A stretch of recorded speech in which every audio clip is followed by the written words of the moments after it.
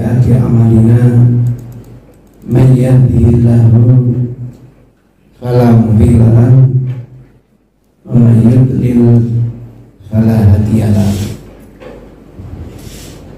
Wa nusalli ala rasulil karim wa ala alihi wa sahbihi wa man ihtada bihadihi ila yaumiddin. Amma ba'du. Maka setelah datuk malam ini saya diminta untuk menjelaskan hadis etika ziarah kubur. Bapak Ibu, 13 tahun kita dakwah bersama Rasul di kota Mekah, belum pernah diizinkan untuk melaksanakan ziarah kubur. Tidak mungkin Rasul melarang, kecuali pasti ada berbagai mudarat orang yang melaksanakan ziarah kubur. Itu etika ziarah kubur. Karena masih ada iman kita kalau masih periode Mekah, ada keyakinan bahwa mayat itu masih bisa diajak komunikasi, sehingga terpikir oleh kita,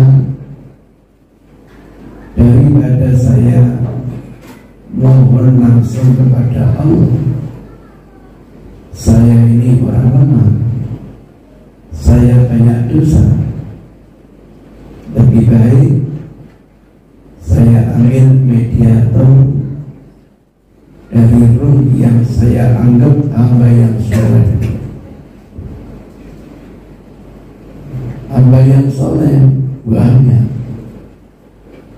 Zaman Nabi Nuh dulu ada Kiai Haji Hubal, ada Gus Mana, ada Gus Uza.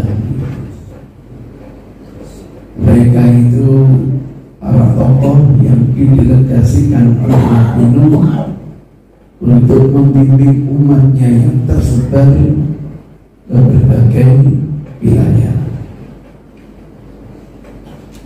Setan datang memberi kabar Al-Quran tapi dipotong. Wala tahsabanna alladhina qutilu fi sabilillah amwatan bal ahya. Titik sampai di sini, tidak dilanjutkan. Jangan dikira mereka yang mati di jalan Allah itu bangkai, enggak. Mereka masih hidup. Mestinya kan harus dilanjutkan. Ahya inda rabbihim koma yurzaku. Dipotong karena masih hidup. Wajar dong secara ilmiah minta bantuan kepada presiden, harus ada mediatornya. Sedemikian pula minta kepada Allah. Maka kita sebut para syahid itu, ya mana, ya Hubal, sampaikan maksud kami kepada Allah. Nanti datang orang Yahudi, orang yang dianggap hebat itu adalah Profesor Dr. Uzair. Sudah profesor ya, sampai dianggap beliau itu anak Tuhan,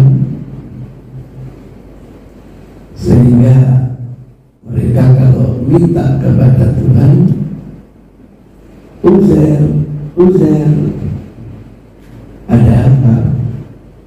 Sampaikan maksud saya kepada Allah.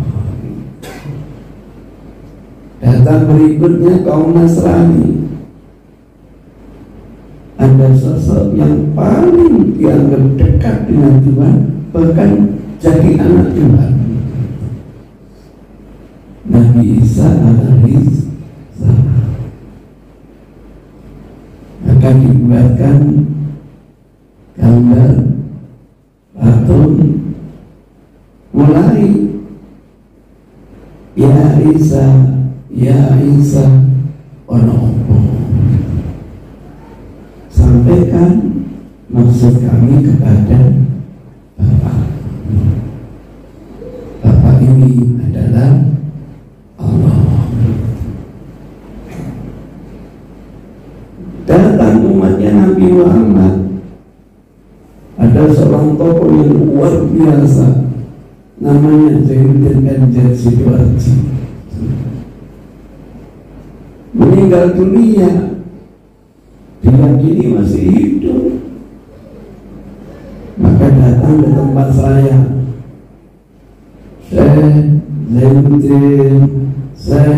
Zainuddin, saya jawab ono-ono. Nanti malam nomor berapa saya betul? Nomor 5 wedhus. Ditonggoki oleh pendapat. Mereka oleh ndase oleh buntut ini. Jadi itu gambaran. Karena menganggap saya itu orang dekat dengan Allah. Kalau saya sendiri tidak bisa. Ini sebenarnya awal kesyirikan anak cucu Anda. Sebab itu dilarang kita ziarah kubur. Modusnya aja yang dirubah dulu patung diganti dengan kuburan. Substansinya sama.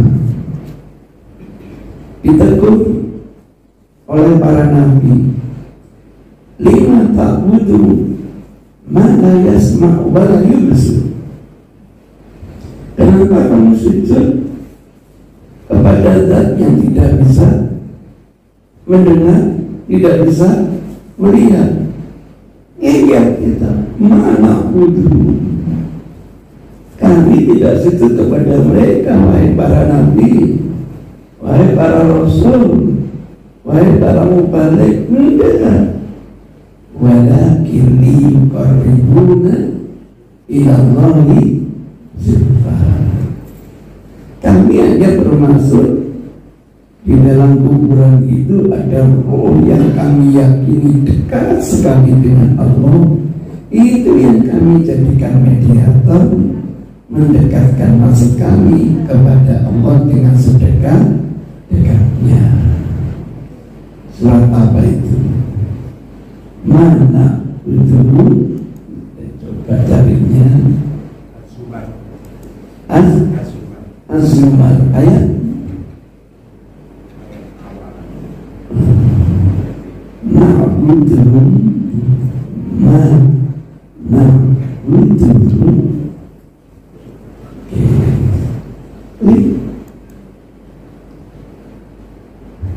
Nah, surat Az-Zumar ayat 3. Ma na'buduhum illa liqarribuna ila Allahi. Itu jawaban kita. Karena dibisiki oleh iblis itu yang cerdik. Kami tidak sujud kepada patungnya saja, tidak. Dalam patung itu kami yakini sudah roh beliau, roh yang dimuliakan Allah, kami jadikan mediator. Itu ceritanya.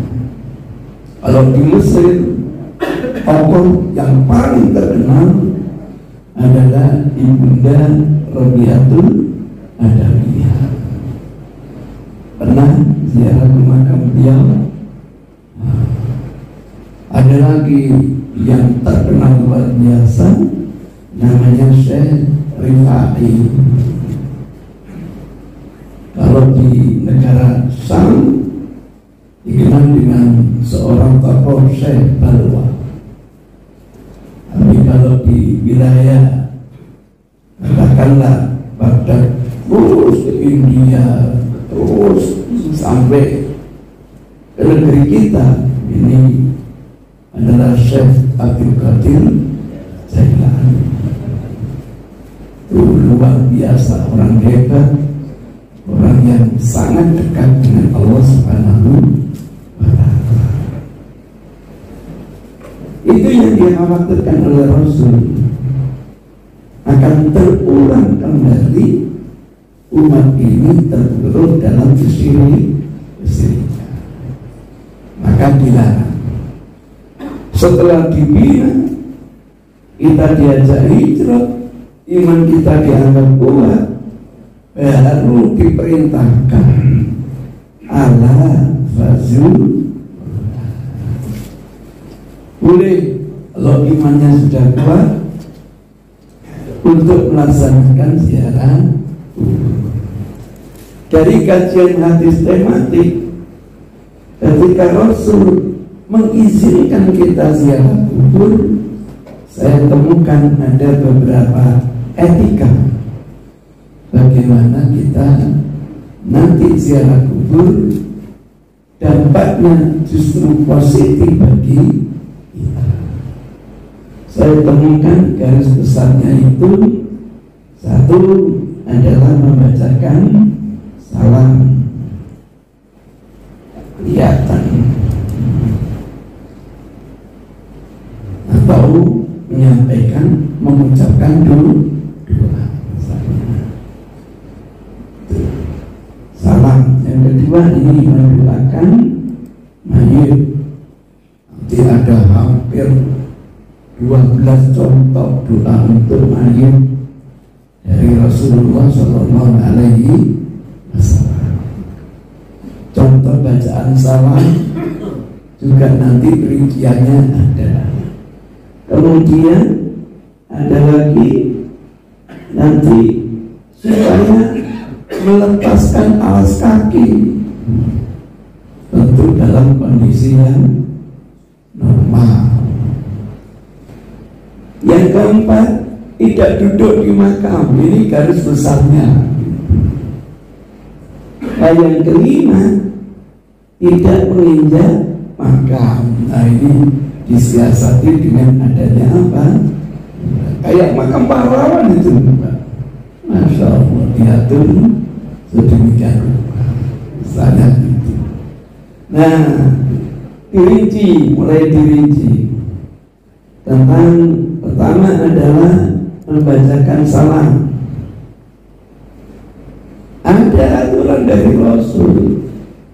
Kalau Rasul sudah memberi contoh, kan kita tinggal copy paste. Kenapa harus mereka yang salah?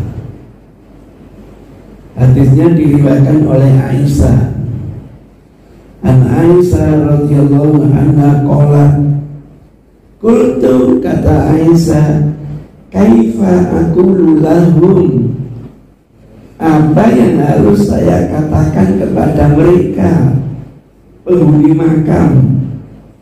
Ya Rasulullah, dibimbing oleh Rasul, quli, katakanlah wahai Aisyah, kalau laki-laki kul, kalau perempuan kuli. Afadaya khudu, kalau laki-laki khud, kalau perempuan khudi. Yang belajar ilmu sharaf tahu. Katakanlah wahai Aisyah, assalamu ala ahli diyar minal mu'minin wal muslimin. Semoga sejahtera wahai penghuni makam ini dari golongan orang-orang yang mukmin dan orang yang muslim. Kalau dikatakan muzakkar, otomatis juga muannas. wa yarhamullah al-mustaqdimin. Semoga Allah merahmati orang-orang yang mendahului kita, minna dari kita, wal mustakhirin yang nanti menyusul kemudian. Wa inna, dan sesungguhnya kami insya Allah bikum, terhadap kalian, lalafiku, pasti akan menjumpaimu, menyusulmu. Gitu pertanyaannya. Kalau gitu wanita boleh tidak ziarah kubur? Boleh, Pak. Tapi jangan kaget kalau dapat edaran dari Saudi wanita haram ziarah kubur. Jangan kaget. Untungnya edaran itu belum diterjemahkan kepada teman-teman. Kalau sudah diterjemahkan, ngamuk teman-teman yang punya bisnis ziarah wali limon. Nek wali limo ya wali telu lah. Nek wali telu ya wali murid lah. Masya Allah, punya 4 bis saudara saya ini, ya Allah. Banyak juga pendapatannya, ya Allah.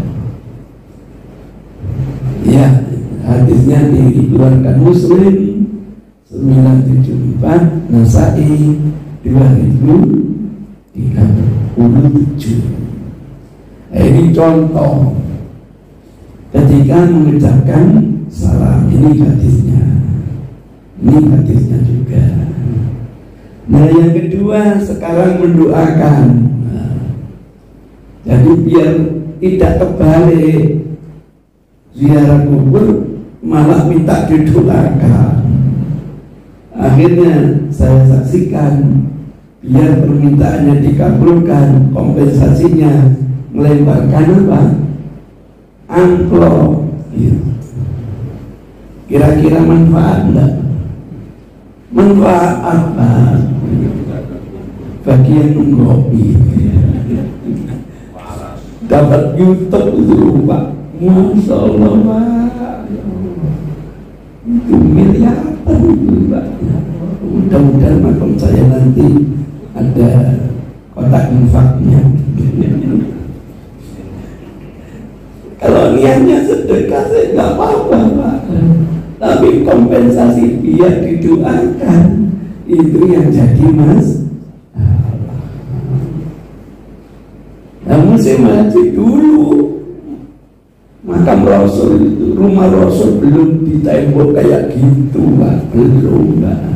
Hanya pagar, lubang-lubang. Saya mahasiswa duduk samping, tidak dilarang oleh polisi, Pak. Tapi bukan depan, samping, Pak. Di rondo. Wah, mulai kedatangan orang-orang Iran. Oh, sudah dilebokno, Pak. Termasuk uang dimasukkan, nyangkut, saya ambil, guyu askarnya. Lumayan, Pak, 500 real, Pak. Saya berdoa muka-muka sedikit santermannya. Saya klasifikasikan doanya ada dalam Quran, ada dalam hadis. Misalnya dalam Quran ada di dalam surat Al-Baqarah ayat 201. Rabbana atina fid dunya hasanatan wa fil akhirati hasanatan wa qina adzabannar. Ini berlaku baik untuk yang hidup maupun untuk yang wafat. Maka sholat jenazah pun selalu ada doa Rabbana atina fid dunya hasanah. Kami ini, baik kami yang hidup maupun kami yang sudah meninggal. Boleh, Pak. Kemudian doa yang kedua, doanya Nabi Ibrahim. Rabbana, doa Nabi Ibrahim di surat Ibrahim. Rabbana ufirli wali walidayya walil mu'minina yauma yakumul hisab. Boleh dibaca, yang kita baca bukan Quran, yang kita baca adalah doa. Karena nanti ada pro dan kontra bagaimana membaca Al-Quran di dalam kuburan. Misalnya gitu. Yang ketiga ada di dalam surat Al-Isra, Rabbirhamhuma kama rabbayani shaghira. Yang keempat ada di dalam surat Al-Hasyr ayat 10, Rabbana ighfir lana wa li ikhwanina alladzina sabaquna bil iman. Sabaquna sudah mendahului kita dengan keimanan. Wala taj'al fi qulubina ghillan lil ladzina amanu Rabbana innaka ra'ufur rahim. Itu doa yang keempat. Yang kelima, Rabbi firli wali walidayya waliman dakhala baitiya mu'minan walil mu'minina wal mu'minat wala tazidil zalimina illa tabara. Itu doa di dalam Quran. Habis dan sekarang doa dari hadis. Yang pertama, Allahumma ighfir lahu warhamhu wa'afihi wa'fu anhu wa akrim nuzulahu wa wasi' mudkhalahu wasilhu bil ma'i wasalji wal bardi wa naqihi minal khotoya kama yunaqqa sawbul abyad minad danas wa abdilhu daran khairan min darihi wa ahlan khairan min ahlihi wa zawjan khairan min zawjihi wa adkhilhul jannata wa aqidhu min adzabi qabri aw min adzabi nar. Kira-kira Allahumma firlahu itu untuk laki-laki atau perempuan? Laki-laki. Kalau untuk perempuan, Allahumma firlaha warhamha wa'afiha wa'fu anha. Kalau untuk satu laki-laki satu perempuan, Allahumma firlahuma warhamhuma wa'afihima wa'fu anhuma. Kalau satu laki-laki dua perempuan,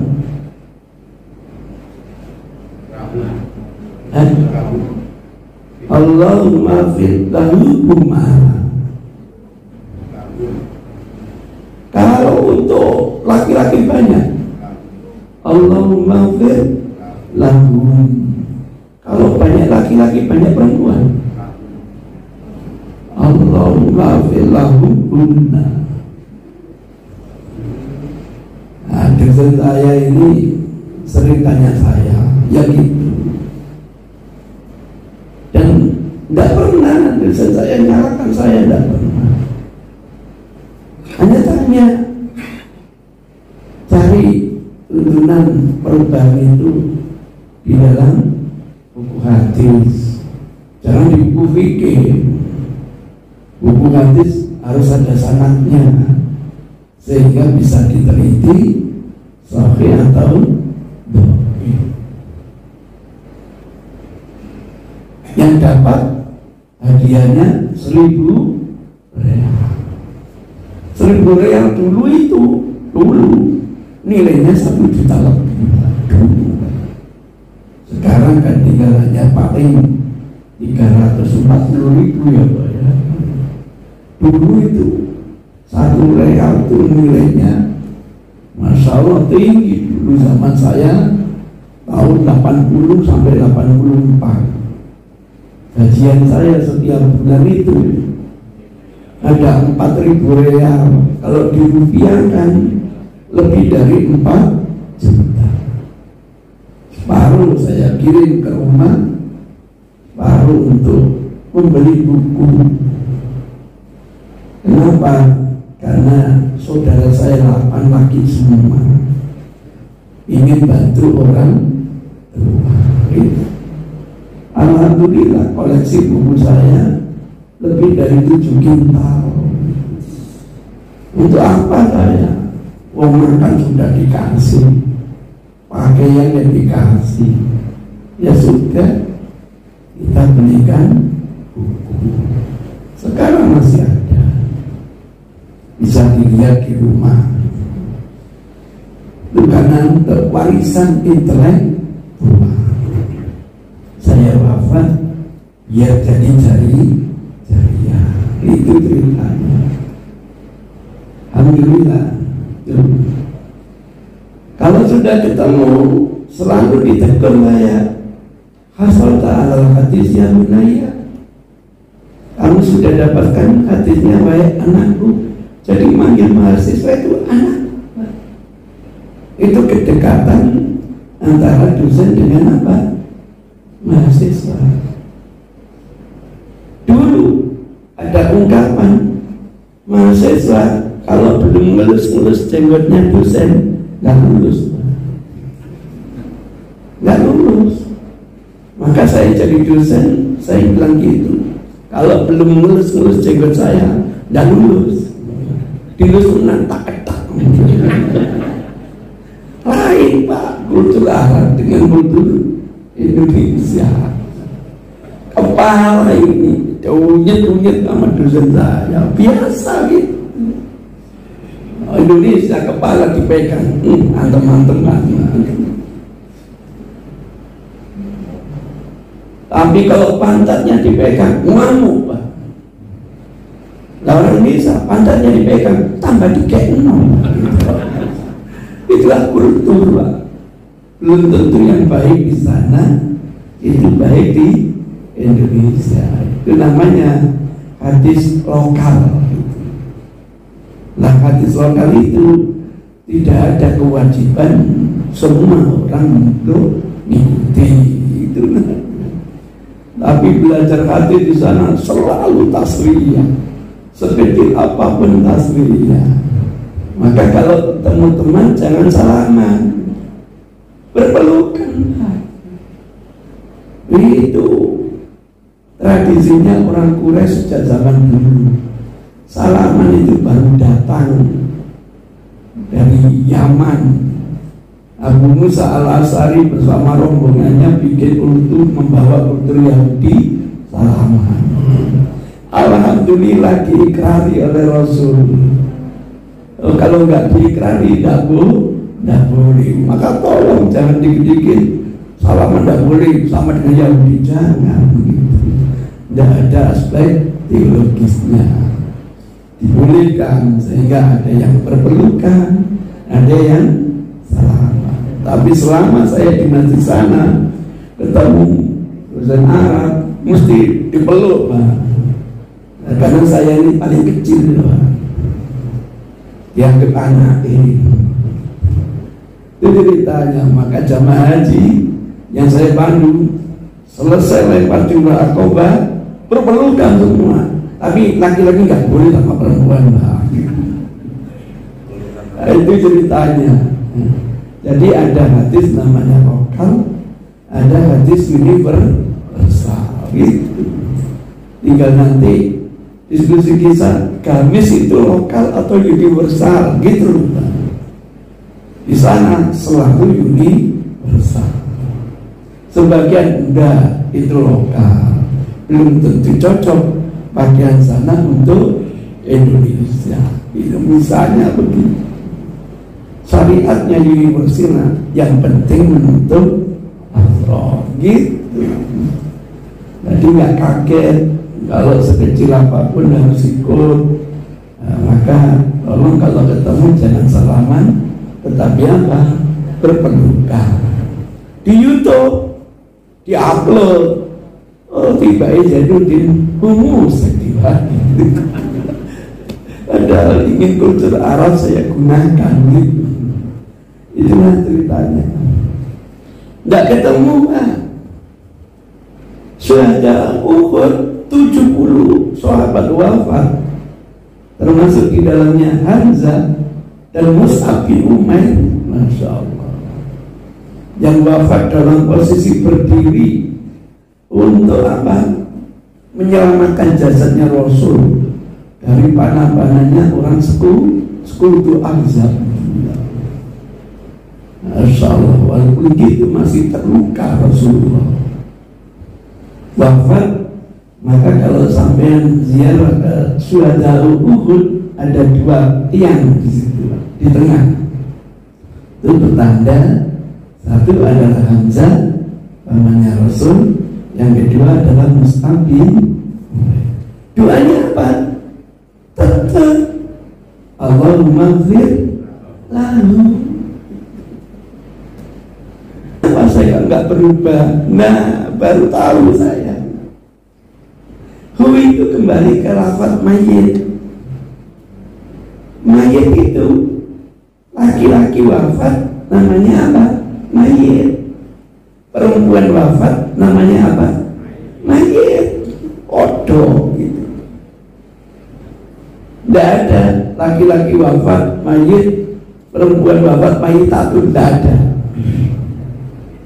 Tidak akan ada mayitatun untuk manusia.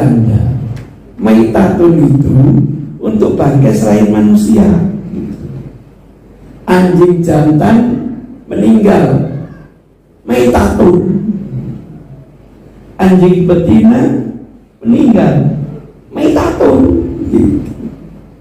Makanya di dalam Al-Quran, hurrimat alaikum mayitatun. Bahasa sapinya jantan, bahasa sapinya betina, tetap apa? Maitatun. Jadi maitatun itu untuk bangkai selain manusia. Makanya kok tidak pernah ada apa? Perubahan. Nggak jauh sama dengan assalamualaikum. Nggak jauh. Satu orang laki-laki assalamualaikum. Satu orang perempuan assalamualaikum. Dua orang laki-laki assalamualaikum. Dua orang perempuan assalamualaikum. Banyak laki-laki assalamualaikum, banyak perempuan assalamualaikum. Itu tuntunannya begitu. Jadi gak usah satu laki-laki assalamualaikum, satu perempuan assalamualaikum, satu laki-laki perempuan assalamualaikum. Enggak, semuanya gunakan apa? Oh, baru ngerti saya. Itu sebabnya saya tulis ini ilmu angel boleh hebat. Saya tulis, saya jelaskan. Oh, ini toh asal usulnya. Kenapa tidak ada perubahan tauhid dulu menjadi apa? Mudah-mudahan ini bisa menjadi pengantar kita untuk lebih mendalami etika ziarah ini, biar kita ziarah itu bukan sekedar mubah itu tidak dapat apa-apa, kayak makan itu. Hati-hati, makan itu bisa mubah tapi bisa sunnah.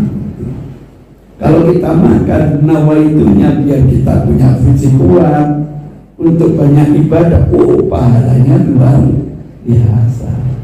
Ziarah juga gitu.